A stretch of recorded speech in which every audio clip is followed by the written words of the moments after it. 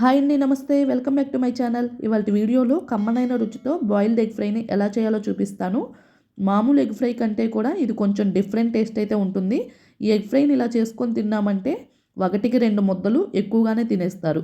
ఇంక లేట్ చేయకుండా ప్రాసెస్ ఏంటో చూసేద్దాం. ముందుగా స్టవ్ ఆన్ చేసుకొని ఇలా ఒక గిన్నెలోకి నీళ్ళని తీసుకొని 4 గుడ్లను తీసుకొని ఉడికించుకోవాలి. మీరు కావాలంటే గుడ్ల క్వాంటిటీని పెంచుకోవచ్చు, లేదంటే తగ్గించుకోవచ్చు. ఇలా గుడ్లు బాగా ఉడికిన తర్వాత స్టవ్ పై నుంచి తీసుకొని వీటిని ఒక ప్లేట్లోకి తీసుకొని వీటిపైన ఉన్న పొట్టును తీసివేయాలి.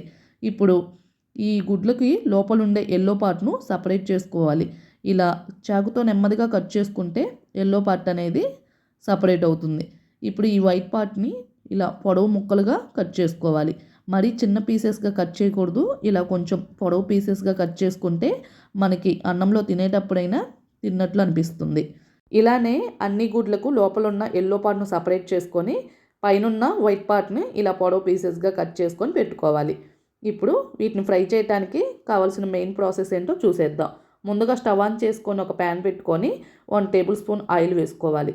ఇందులోకి 1/2 టీ స్పూన్ కారంను, 1/2 టీ స్పూన్ పసుపును, 1/2 టీ స్పూన్ ఉప్పును వేసుకొని మనం కట్ చేసి పెట్టుకున్న వైట్ కలర్ ఎగ్ పీసెస్ని ఇలా ఆయిల్లోకి వేసుకొని స్లోగా ఇలా గరిటెతో పైనుంచి కిందకి, కింద నుంచి పైకి నెమ్మదిగా కలుపుకోవాలి. మరి ఎలా పడితే అలా కలిపామంటే చిన్న ముక్కలుగా అయిపోతాయి. అందుకని స్లోగా కలుపుకోవాలి. ఇవి ఇలా కొంచెం క్రిస్పీగా అయ్యి ఇలా గోల్డెన్ కలర్ వచ్చిన తర్వాత ఒక ప్లేట్లోకి తీసుకోవాలి. మరలా అదే ప్యాన్లోకి 1 టేబుల్ స్పూన్ ఆయిల్ వేసుకొని 3 మీడియం సైజ్ ఆనియన్స్ను ఇలా చిన్న ముక్కలుగా కట్ చేసుకొని వేసుకోవాలి. అలాగే కొంచెం కరివేపాకును కూడా వేసుకొని ఫ్రై చేసుకోవాలి. ఆనియన్స్ ఇలా కొంచెం సాఫ్ట్గా మగ్గిన తర్వాత 1/2 టీ స్పూన్ అల్లం వెల్లుల్లి పేస్ట్ను కూడా వేసుకొని ఫ్రై చేసుకోవాలి. అల్లం వెల్లుల్లి పేస్ట్ పచ్చివాసన పోయి ఆనియన్స్ ఇలా కొంచెం కలర్ చేంజ్ అయిన తర్వాత 1/2 టీ స్పూన్ పసుపును, అలాగే రుచికి సరిపడా సాల్ట్ను, అలాగే 1 టీ స్పూన్ రెడ్ చిల్లీ పౌడర్ను వేసుకోవాలి. 1 టీ స్పూన్ ధనియాల పొడిని, 1/2 టీ స్పూన్ గరం మసాలా పొడిని వేసుకొని ఈ మసాలాలు బాగా ఫ్రై చేసుకోవాలి. ఇక్కడ నేను కారం కొంచెం స్పైసీగా ఉంటుంది కాబట్టి 1 టీ స్పూనే వేసుకున్నాను.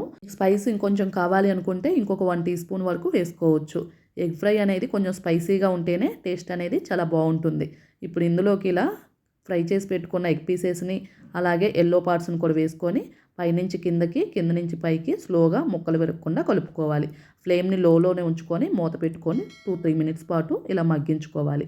ఇలా 3 మినిట్స్ తర్వాత మూతను తీసి చూస్తే ఎగ్ అనేది చక్కగా ఫ్రై అయిపోయింది.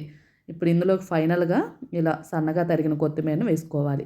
మీరు ఇదే స్టేజ్లో నిమ్మరసాన్ని కూడా పిండుకోవచ్చు.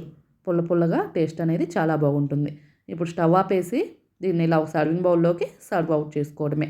అంతేనండి, ఎంతో కమ్మనైన రుచితో బాయిల్డ్ ఎగ్ ఫ్రై రెడీ అయిపోయింది.